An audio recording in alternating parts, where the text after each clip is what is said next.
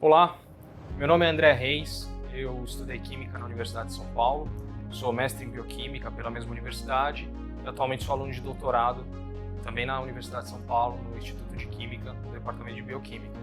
Eu estou aqui para trabalhar com vocês algumas indicações de prevenção com relação ao coronavírus junto com a EHS.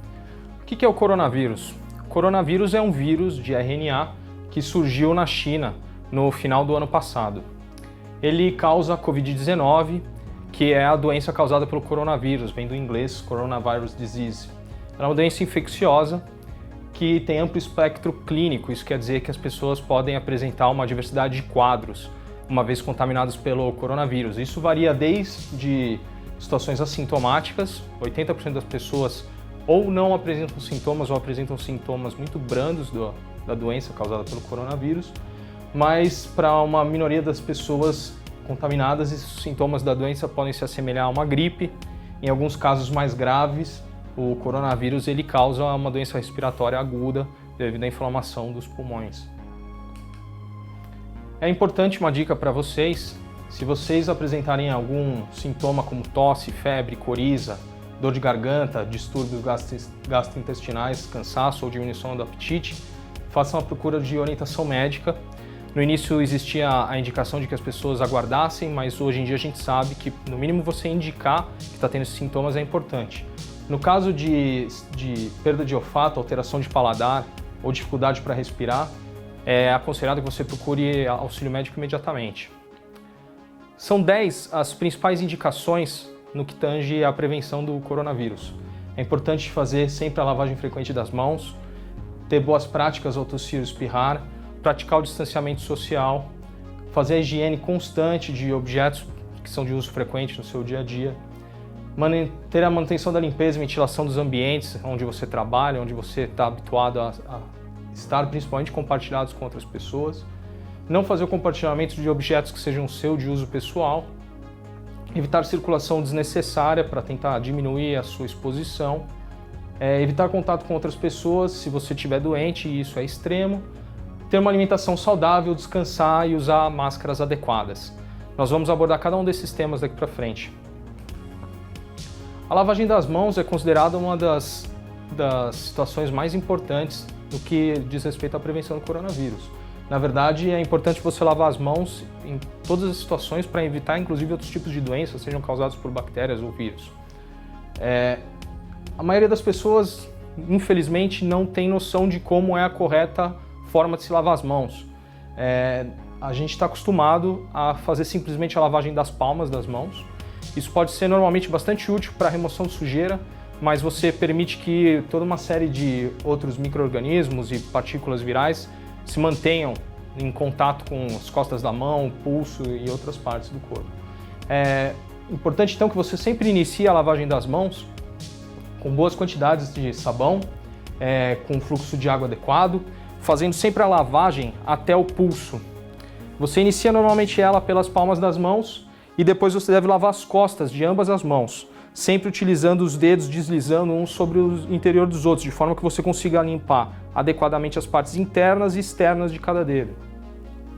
Você deve fazer isso com ambas as mãos, limpando as costas das duas mãos. Depois, você deve lavar também os polegares. Normalmente eles são esquecidos, são os últimos dedos que a gente costuma lavar durante a lavagem das mãos. Finalmente, é necessário lavar embaixo das unhas, onde você forma uma posição dos dedos todos juntos e pressiona contra as palmas das mãos. E o enxágue das mãos deve ser sempre feito de forma que você jogue a água no sentido da parte que já foi lavada da sua mão. Nunca lavando as mãos no sentido do antebraço para as mãos, porque você pode acabar contaminando as partes que você já fez a higienização. Se você tiver ou não contaminado, é sempre bom você ter boas práticas ao espirrar. O adequado é que você faça sempre a cobertura do nariz e da boca com a parte interna do braço, da parte interna do seu cotovelo. Então, deve ser feita uma cobertura completa da boca e do nariz, de forma que você vai minimizar as partículas que vão ser lançadas no ambiente.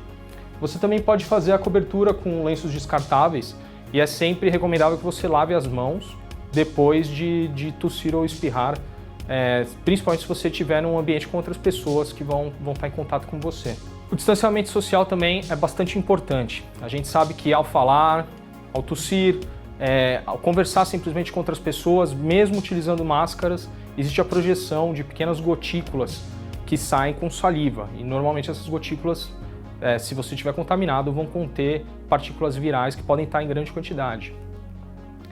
Estudos mais recentes apontam que a chance de você ser atingido por essas gotículas, ou a quantidade delas, pode variar de 2 até 10 vezes se você tiver uma distância de 2 metros em relação a um distanciamento de 1 metro. Então, as diretrizes atuais são de que você deve tentar manter sempre pelo menos 2 metros de distância se você estiver num ambiente com pessoas que não convivem com você, como por exemplo no local de trabalho. O adequado então é que exista uma separação de pelo menos 2 metros se o tempo que você for estar ao lado de uma pessoa seja prolongado, como por exemplo no caso de uma situação de trabalho. É muito indicado também que você faça a higiene dos objetos que você usa frequentemente. Se você está no ambiente de trabalho, você deve tentar utilizar gavetas para guardar os seus objetos de forma que eles não fiquem expostos a qualquer tipo de gotícula que vai possivelmente carregar partículas virais e se depositar nessas superfícies. Se você não tiver à sua disposição uma gaveta, ou se você não puder manter eles porque você de repente não tem bolsos e estiver numa situação onde você vai almoçar ou fazer um lanche com colegas, você deve sempre fazer a higienização desses objetos. Carteiras, principalmente celulares, são objetos que costumam ficar em cima das superfícies e podem acumular uma grande quantidade de partículas virais. Nesse caso, você vai poder estar contaminando suas mãos, contaminando outras partes do seu corpo ao carregar esses objetos e acabar levando eles em contato com olhos e boca, que são as principais formas de contágio, uma vez que você tenha tido contato com esse tipo de partícula. Os ambientes onde você vai ficar, principalmente confinado com outras pessoas, devem essencialmente estar bastante ventilados e limpos. As superfícies, de maneira geral, elas sustentam por prolongados tempos as partículas virais. Existem casos de até 4 dias do vírus ativo em certas superfícies. O uso de objetos desinfetantes, de líquidos desinfetantes, de produtos de limpeza, de maneira geral, conseguem eliminar e deixar as superfícies assépticas. Então, é sempre adequado que você faça pelo menos a limpeza do região onde você trabalha, mesa, computadores, diariamente. O ar-condicionado deve ser evitado. Se você trabalhar numa empresa que tem as janelas fechadas e o uso de ar-condicionado é central, o ideal é que exista a limpeza diária do aparelho. Na impossibilidade, deve sempre ser mantido o ambiente com ventilação, para que as partículas possam vagar livremente e não fiquem acumuladas nas superfícies. As gotículas são expelidas durante a fala por qualquer pessoa, inclusive por que elas estão contaminadas. Elas normalmente são mais densas do que o ar, mas elas, por serem extremamente pequenas, demoram bastante para se depositar na superfície. O ambiente ventilado vai fazer com que isso seja carregado para fora, muito provavelmente antes de se depositar, diminuindo assim a possibilidade de que a carga viral, de que as partículas virais se depositem em cima dos objetos. É extremamente importante que você não compartilhe objetos pessoais, a não ser com pessoas que convivam com você, por exemplo, na sua casa. Telefones celulares não devem ser emprestados, exceto em situações extremas onde você deve fazer a higienização adequada antes e depois de fazer o empréstimo do seu objeto. Copos e talheres devem ser evitados de qualquer forma. Também é importante tentar evitar a circulação quando ela for desnecessária. Assim você vai acabar minimizando a sua exposição a qualquer superfície que possa estar contaminada por gotículas carregando o coronavírus, por exemplo. Também, se você estiver doente, é de extrema importância que você evite o contato com outras pessoas.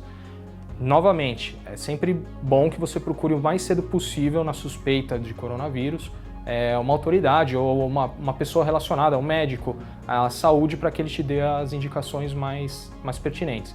E no caso de apresentar os sintomas graves, novamente, você deve imediatamente procurar orientação médica. É muito importante tentar manter uma alimentação saudável, por mais que o isolamento social tenha contribuído para o consumo de certos tipos de alimentos, o próprio estresse tenha aumentado o consumo de açúcar, de gorduras. A gente sabe já há muito tempo que uma alimentação saudável é extremamente importante e definitiva na manutenção do seu sistema imune.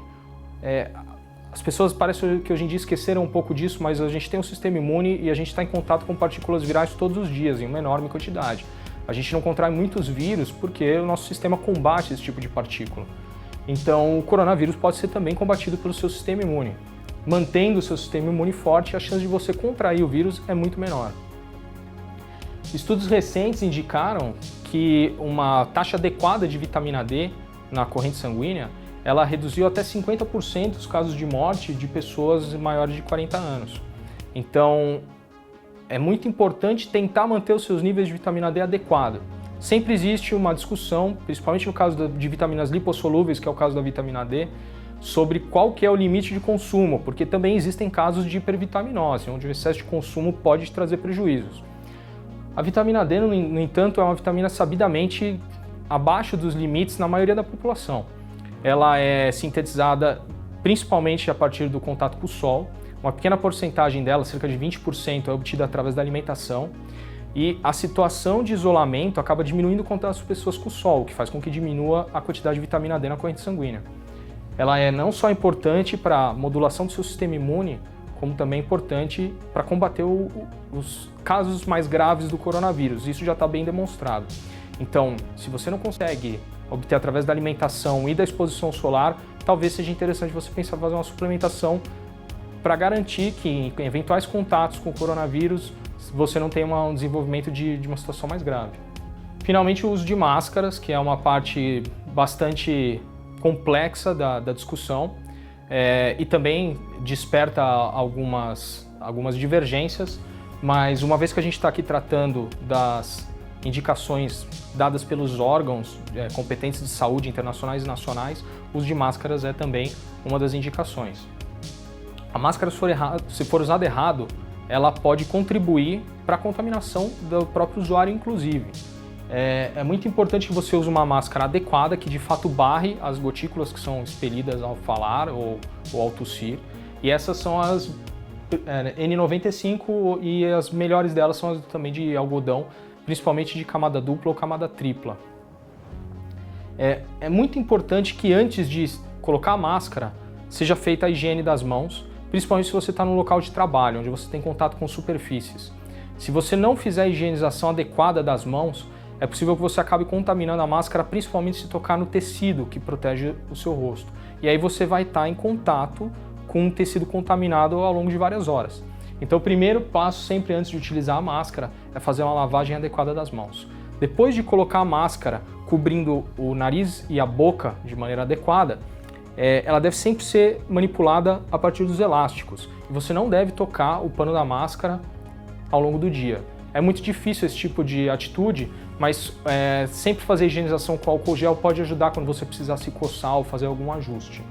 Além disso, o uso adequado da máscara também é um pouco complicado. Então, se você trabalhar sozinho ou se você trabalhar num ambiente muito bem arejado e com distanciamento adequado em pessoas que são completamente assintomáticas, talvez você possa discutir a respeito de como que vai ser feito o uso da máscara, revezamento de pessoas, alguma coisa assim, porque a gente sabe que as concentrações de gás carbônico são muito aumentadas quando você faz o uso prolongado.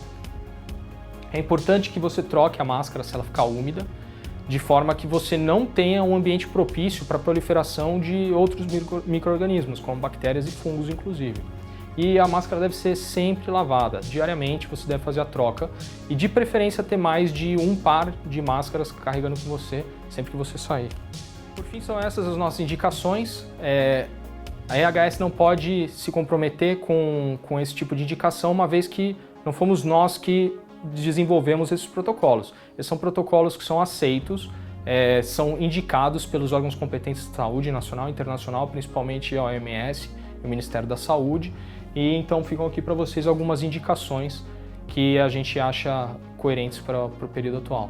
Obrigado.